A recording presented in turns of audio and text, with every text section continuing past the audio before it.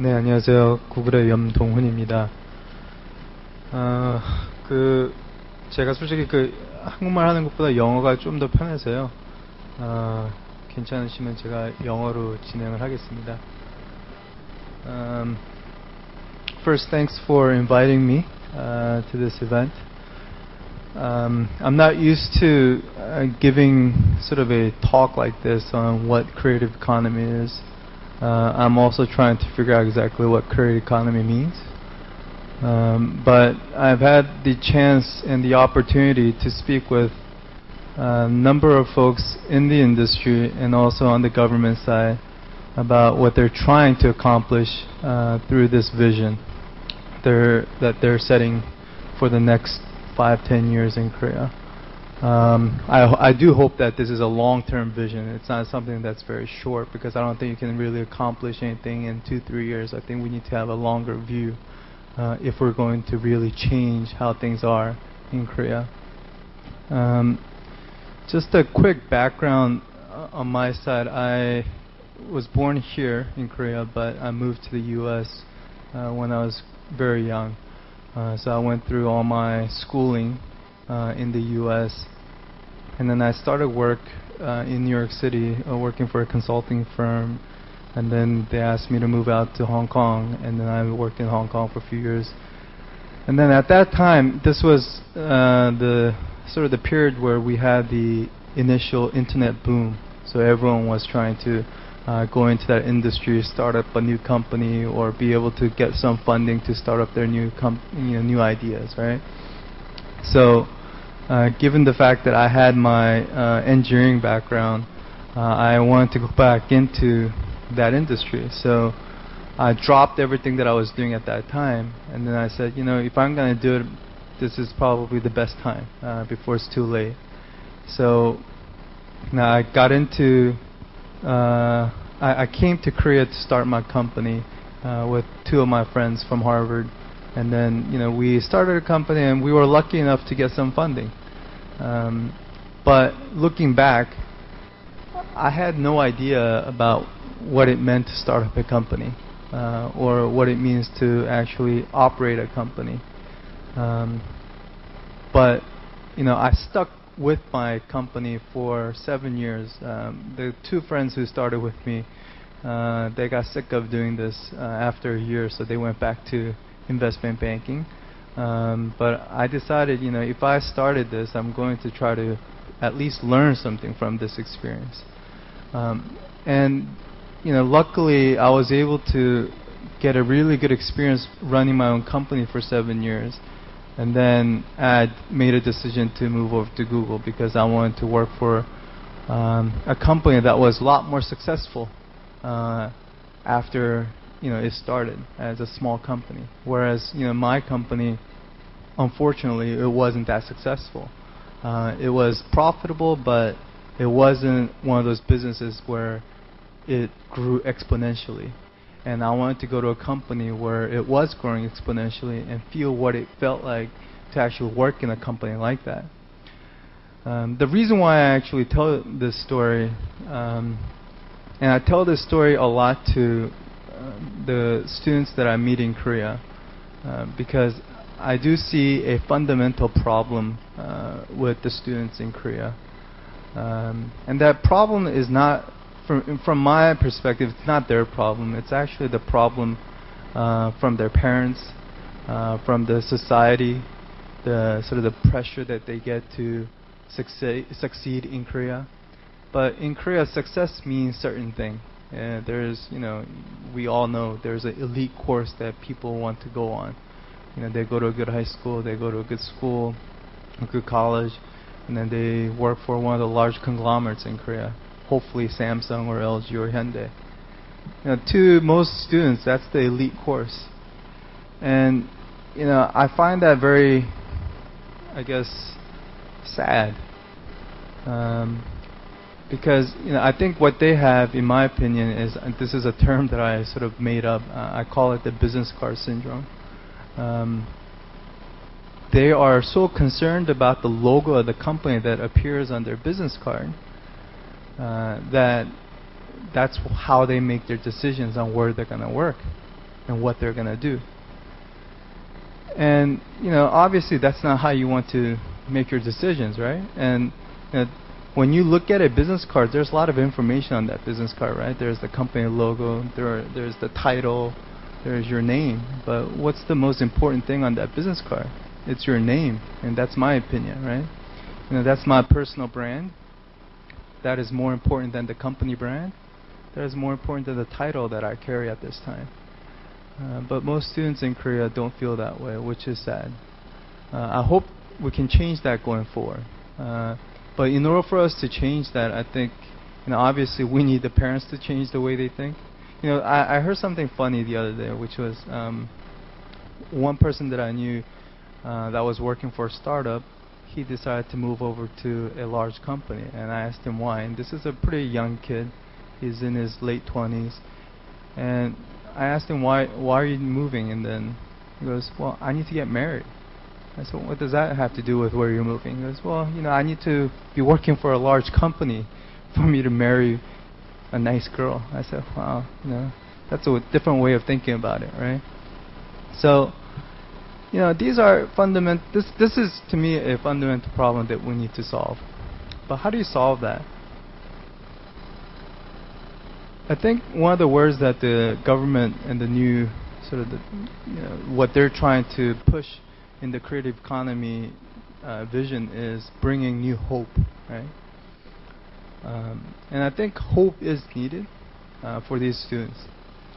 And if we're trying to figure out a way to cultivate a better ecosystem or a better environment for startups, then we need to give these young students hope that they can actually become really successful.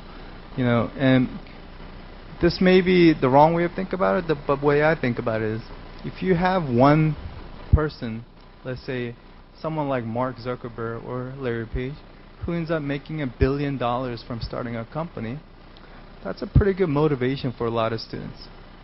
And they want to say, hey, I want to replicate that type of success. If I work for a small company and I work really hard and I get some equity in that company, there is some hope that in the future I'm going to become, in their mind, maybe they equate success with wealth, but I'm going to be wealthy, and then maybe that gives me new opportunities to do new things, right? So money to me isn't the end goal for a lot of people. Sometimes money is what gives them the power to do things, right? It gives them the freedom to pursue their dreams. But right now, I don't think we have a lot of success cases where people can say, hey, I saw that guy become really successful. Can I do something similar? There was a session yesterday. It was a group of 12 internet company CEOs along with the Vice Minister of Ministry of Future. And there was one small company that said, I have a really hard time getting new employees to join my company. And the key reason that he stated was the large companies end up offering them better salaries, and he can't afford to give them same type of salary. And my question to him was, are you sure that the money was the problem that kept you from hiring that person? Did you give him ownership in your company? Or did you give him the right vision that if he came to this company, that he will have something to look forward to, that he can aspire to do something? And I think that's the portion that's missing in a lot of these smaller companies in Korea. So, that's sort of my take on one aspect of the fundamental problem that I think we have right now in Korea that I would love to be able to address and figure out a solution for, but this is obviously a long-term thing. Second point that I just want to highlight, and this is based on an experience that Google has had in Korea. We participated in the program last year with the government called the K-Startup. So it's a way for local companies to go global. We're all talking about how to get Korean companies, local companies, to go global. And that's one of the key agenda for creative economy. And we tested an idea last year, which is we had over 100 or 150 companies submit their ideas to participate in this program. We filtered out the ones that we thought were the best ideas and the best companies, and of them we selected 6 that we took along for a training session. It was a 2-week training session, 1 week in London and 1 week in Mountain View or San Francisco. And what we did was we offered them the infrastructure that Google had in those countries. The infrastructure meaning access to venture capitalists, access to other entrepreneurs, access to some of the other professionals living there, and just kind of getting to know them, getting to understand what it took for them to become successful as a startup in those particular countries. And after we went through this program, luckily 2 of the 6 companies that we work with were able to get funding from investors outside of Korea, which we thought was fantastic, right? But looking back on why those companies were able to get funding, the key value that we meaning Google brought to that program was that it's sort of a perception thing where if a company, a startup, went through a program that Google was involved in, and then they were able to be the ones that were selected by a committee of folks, including Google team, that said, hey, this company is actually a really good company. And so we actually brought sort of a credibility to those startups. And that credibility, I think, provided a sort of an aura to that company and sort of gave them, or gave the investors confidence and trust in the fact that, hey, this company is actually a good company. And I think that perception is a very important thing. And I feel like one of the things that's lacking in Korea, and one of the things that's probably unfair, is that the engineers, entrepreneurs, Korean companies, in my opinion, are undervalued by the international investors and international community. And there are a number of reasons why that is. But I think most of it is unfairly undervalued. It's just because they just don't know it, right? It's not a known factor. There's so much unknown about the Korean companies, Korean entrepreneurs. And I think we need to be able to help these companies become a more of a known product. And I think, talking about Silicon Valley or talking about the startups in Israel, there are a lot of successes that came out of those areas, and therefore there is a certain level of confidence in being able to invest into those companies. And one of the ideas that I brought up yesterday in my meeting was, hey, we used to have this thing called the Brand Korea Committee in Korea, but I don't think we have it anymore. But one of the key trends that I see right now in the U.S. is there's a movement called, I call it the movement, but it's the Made in the USA movement. A lot of the companies, a lot of the retail companies especially, are trying to say, hey, this product was made in USA. It's a premium quality. It's a high price quality, but it's premium. And they're trying to differentiate made in USA versus made in China.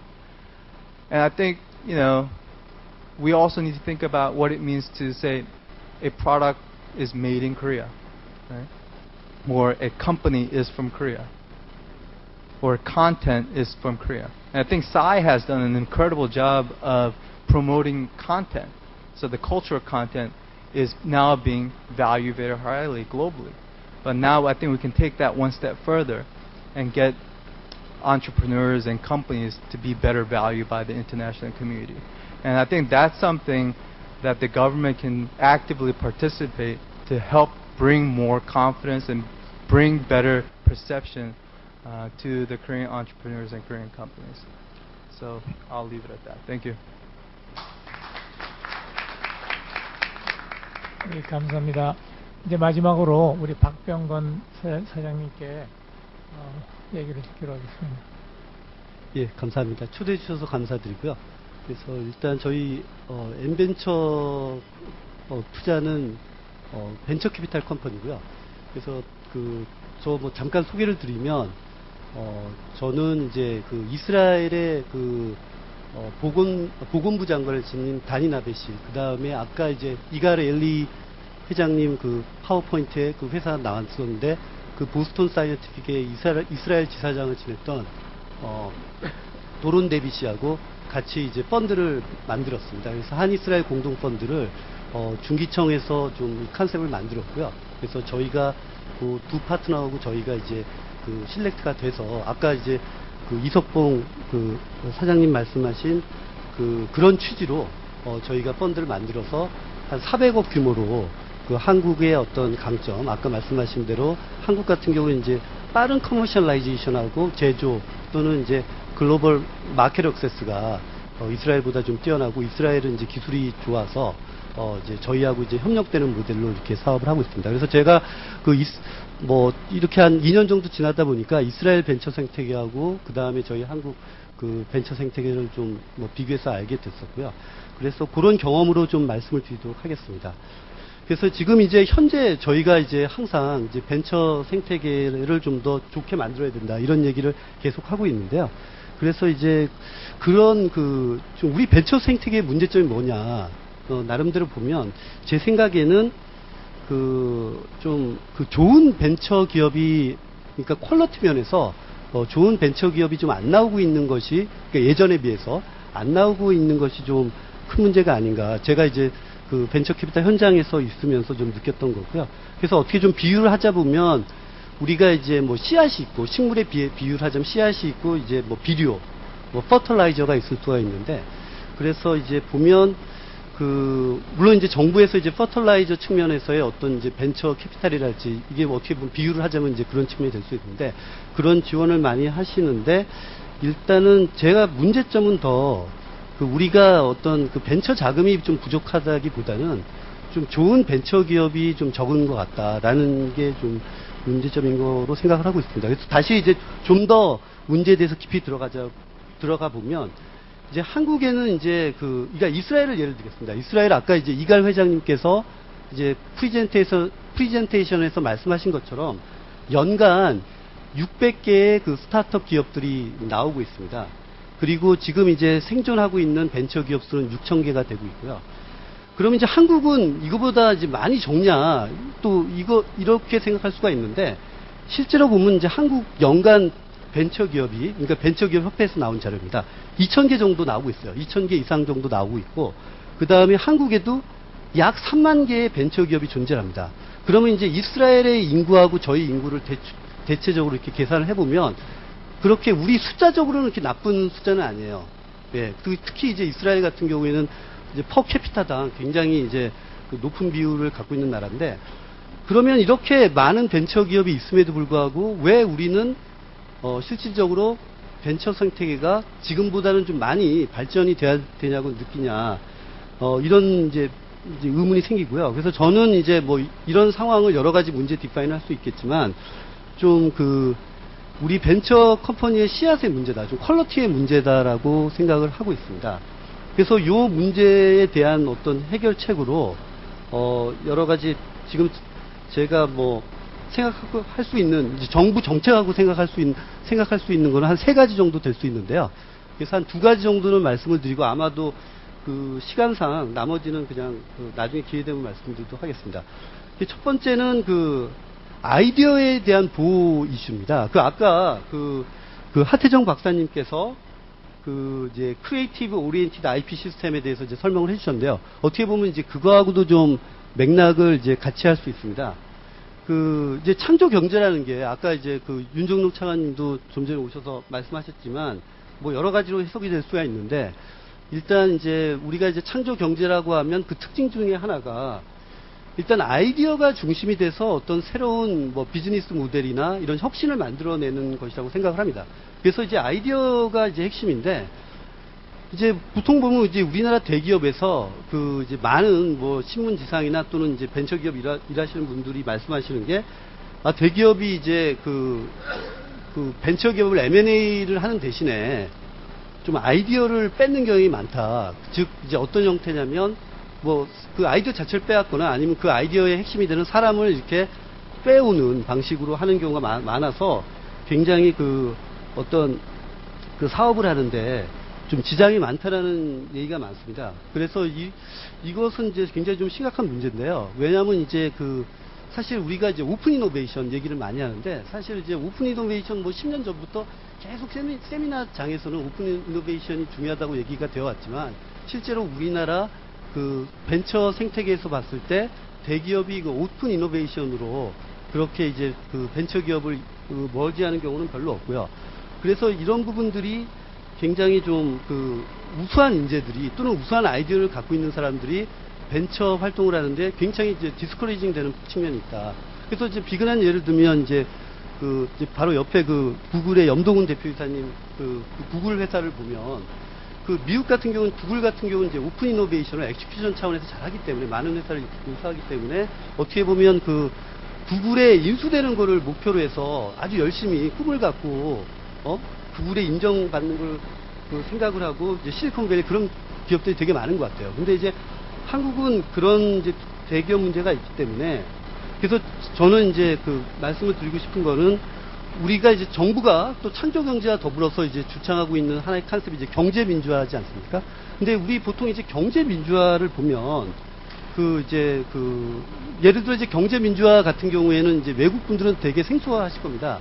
왜냐하면 이제 이게 무슨 이코노믹 텍스트북에 나오는 얘기가 아니라 우리나라 그 재벌 체제에서 특수한 상황이기 때문에, 이런 너무나 이제 강력한 힘을 갖고 있는 플레이어 때문에 제대로 안 되기 때문에, 우리가 좀 어떻게 보면 어떤 분들 입장에서는 반시장적이지만 이제 경제 민주화라는 게 필요해서 우리 정부에서도 그 얘기를 하고 있는데요. 근데 이 경제 민주화가 현재 우리 보면 이제 기존의 에셋 기반의 사업에만 이제 집중되는 것 같아요. 그래서 예를 들면 며칠 전에서 그 신문에도 나왔지만, 그 레스토랑 같은 경우에는 이제 경제 민주화 개념을 그 적용을 해서 우리가 이제 보호를 해주는데, 제가 볼 때는 우리가 이제 창조 경제를 강조하고 있는 이 시점에서, 그리고 이게 이제 국가적으로 다 중요하다는 다 알지 않습니까? 그래서 아이디어를 이제 보호해주는 어떤 대담한 정책이 좀 필요할 것 같다. 그런 거를 좀 말씀을 드리고 싶고요. 그래서 왜냐하면 이게 이제 룰대로 가자라고 이제 마치 이제 일반적으로 선진국에서 통용되는 그런 룰대로 하면, 우리나라 같은 경우는 재벌 기업들은 너무 이제 파워가 세고 벤처 기업들은 약하기 때문에 이 법정에 가서는 도저히 이길 수가 없어요. 이런 식으로. 그래서 이런 부분에 있어서 경제 민주화 개념을 아이디어 쪽에도 과감하게 좀 그 적용할 수 있는 이런 좀 발상의 전환이 좀 필요한 것 같고요. 그 다음에 이제 두 번째로 이제 제가 말씀드리고 싶은 거는, 이제 이런 질 높은 그 벤처 기업을 만들기 위해서 국가 유유 자산의 이제 그 활용이, 벤처 생태계로의 활용이 필요하다. 그래서 이게 좀 그 동시 통역하시는 분이 어떻게 이제 해석을 할지 모르겠는데, 이제 제가 좀 말씀을 드리면, nation's idle, valuable, tangible or intangible asset이라고 표현할 수 있을 것 같아요. 이건 이제 너무 이제 긴 데피니션이고, 다음부터는 그냥 이제 idle asset 정도, nation's idle asset 정도로 이제 번역을 하시면 될 것 같은데, 그래서 이제 이게 무슨 얘기냐면 이제 좀 설명을 드리도록 하겠습니다. 그래서 설명을 드리기 전에, 일단 저는 이제 이 벤처 생태계에 있어서 정부의 역할이 굉장히 크다고 생각을 합니다. 그래서 이제 어떤 분들은 뭐 정부의 역할이 뭐 그렇게까지 필요 없다고 생각하시는 분도 있는데, 저는 좀 정부의 역할이 크다고 생각을 하고 있고요. 그래서 이제 보면 정부가 이제 크게 보면 이제 우리가 정부가 해온 일에 대해서 크게 보면, 지금까지 이제 정부가 잘해온 일, 그 다음에 이제 정부가 굳이 안 해도 될 것 같은 일, 그러니까 정부가 하면 이제 이피션시가 떨어져서 뭐 예산 차원에서 좀 낭비가 심한 일, 그 다음에 정부가 좀 앞으로 했으면 하는 일이 있는데요. 그래서 이제 정부가 잘해온 일 같은 경우에 이제 우리 벤처 생태계로 보면, 제가 볼 때는 우리가 이제 모태펀드, 이제 요즘화 펀드를, 이갈 회장님이 창립하신 요즘화 펀드를 벤치마킹해서 저희가 이제 모태펀드 캐빅을 만들었는데요. 그래서 이 부분이 상당히 제가 볼 때는 잘 해왔다. 왜냐면 저희 이제 다른 나라 같은 경우에는 글로벌 파이낸셜 크라이시스 같은 경우에 어느 정도, 왜냐면 이제 그런 금융위기가 오면 가장 이제 투자가 줄어드는 부분이 이런, 왜냐면 리퀴디티가 좀, 긴 이런 벤처 투자 쪽입니다. 이게 피어 벤처 투자죠. 근데 이제 그런 부분이 캐빅이 일정 부분 계속 자금을 공급해 왔기 때문에 저희 이제 벤처 생태계가 그래도 스탑 없이 계속 지속해 왔고요. 그래서 그런 부분들이 우리나라의 그런 이노베이션 역량을 지속적으로 향상시킬 수 있는데 기여했다고 생각을 합니다. 그 다음에 이제 정부가 이제 굳이 안 해도 될 일은 뭐 제가 굳이 여기서 언급을 안 하셔도 많은 분들이 다 이해를 하시기 때문에 제가 그 부분에 대해서는 언급을 안 하려고 할 거고요. 그 다음에 이제 정부가 앞으로 했으면 하는 일이 아까 지금 제가 말씀드렸던 국가의 어떤 이제 유유자산을 잘 활용하는 부분에 대한 말씀입니다. 그래서 그 부분이 굉장히 좀 추상적인데, 그래서 제가 좀 한 예를 들어 좀 설명을 드리고자 합니다. 이 예는 이제 실제로 보면 그 경희대학교에 이제 박수훈 교수님이 하고 계신 어떤 그런 이제 주장하고 좀 일맥상통해서 제가 그분의 어떤 그 생각을 좀 예를 들어 설명을 드리도록 하겠습니다. 지금 보면 이제 제가 예를 들어 설명드리고 싶은 거는 이제 그 약국의 비즈니스 모델입니다. 지금 현재 보면 원래가 예전에 우리가 의약 분업 시작하기 전에 보면 병원하고 약국하고 나름대로 이제 비즈니스 모델이 있었죠. 어떻게 보면 이제 한국 같은 경우는 미국과 달리 그 약국이 결국에는 약간은 이제 1차 진료기관 역할을 했었고, 그 다음에 이제 병원이 좀 2차 진료기관을 했었는데, 의약 분업에 의해서 이게 이제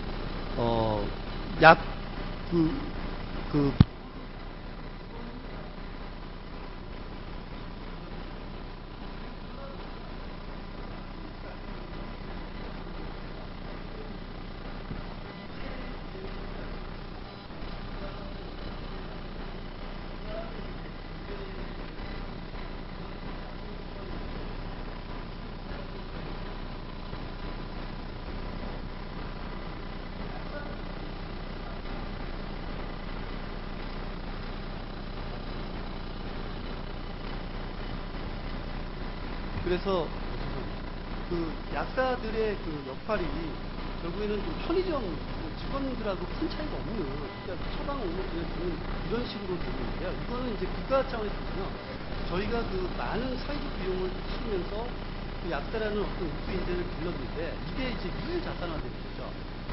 그런데 만약에 이제 그 박수훈 교수님 주장대로 이 약국에 지금 뭐 처방이야 우리가 이제 그 의약 분업의 기회를 붙일 수 없다고 하지만 예를 들어 건강 증진이나 예방 차원에서의 어떤 역할을 부여한다면 그분들의 어떤 의료 지식을, 약사들의 의료 지식을 활용할 수 있을 거라고 생각을 합니다. 그럴 경우에는 이제 새로운 어떤 약국에 대한 비즈니스 모델이 생길 거고요. 그거를 통해서 파생되는 어떤 이제 좋은 비즈니스 모델이 헬스케어 분야에서 나올 수가 있거든요. 그러니까 그 정부가 어떤 레귤레이션 체인지를 통해서 국가적으로 이제 놀고 있는 유유자산을 이렇게 어떻게 보면 창조 경제랄지 새로운 비즈니스 모델을 만들 수 있는 데에 이렇게 활용을 할 수 있다고 생각합니다. 그래서 그런 부분들은 상당히 저희가 이제 간과하고 있는 부분인데, 국가가 그런 역할을 함으로써 이런 어떤 레귤레이션 변화를 통해서 우리가 이제 모르면서 놓쳤던 어떤 국가의 유유자산을 창조 쪽으로 이제 돌릴 수 있다, 이런 얘기죠. 그래서 이거를 또 한 가지 예를 들면 이제 스포츠 쪽에 한번 제가 예를 들겠습니다. 워낙 개념이 좀 쉽지 않아서. 그래서 이제 보면 여기 이제 이스라엘 분들도 계시고 이제 미국 분도 계셔서 그 농구 NBA 같은 경우는 굉장히 농구가 인기가 좋은데, 그 농구 같은 경우도 예전에 보면 원래는 이제 2.슛밖에 없었어요. 자유투하고 2.슛밖에 없었는데 그 3.슛을 만든 것도 해서 농구의 재미를 굉장히 증가시켰어요. 그래서 이제 그러면서 나온 사람이 이제 스타가 된 사람이 레지 밀러라고 굉장히 전설적인 NBA 스타가 있는데, 그래서 뭐 이제 농구 잘 아시는 미들 타임이라는 게 있어서 그때 되면 이제 사람들이 이제 막 열광을 하고, 그래서 결국에는 그 NBA가 어떤 룰이나 레귤레이션을 바꾸는 부분에서 그 NBA 그 농구의 어떤 그 레지 밀러 같은 사람 같은 경우에 결국에는 이제 그 3점슛이 없었으면 뭐 그런 3점슛 할이 별로 없었을 거 아닙니까? 왜냐면 리스크가 많은데 부상도 없습니다. 아까 이제 이달 회장님 말씀하셨듯이 이스라엘 같은 경우에는 리스크에 부상이 있는 그런 체제니까, 그래서 이제 레지밀러 같은 사람들이 아주 이제 효과적인 그런 농구의 어떤 발전이 되고 그 사람들 자체가 보상을 받을 수 있는 그런 시스템이 있죠. 그와 같이 이제 정부가 룰을 바꾸에 따라서 이런 식으로 창조적으로 부분을 많이 활성화할 수 있다라고 생각합니다. 그래서 그런 부분들은 이제 아까 그 의약 분업 같은 경우는 붙이고 있는데, 우리 미래부 여기 이제 미래부가 떠나는데, 미래부 같은 경우도 이제 통신 분야 같은 경우는 굉장히 그 레귤레이션에 이제 굉장히 센서 기반한 업종이고요. 그래서 그런 부분들을 어떻게 잘 활용하느냐에 따라서 우리가 모르고 지냈던 어떤 국가적인 에셋을 굉장히 친구 정도로 인바이트 할수 있는 그런 분이 있다라는 그래서 이제 그런 부분 말씀을 드리고요. 그 다음에 이제 마지막은 이제 교육에 대한 부분인데 지금 시간 관계로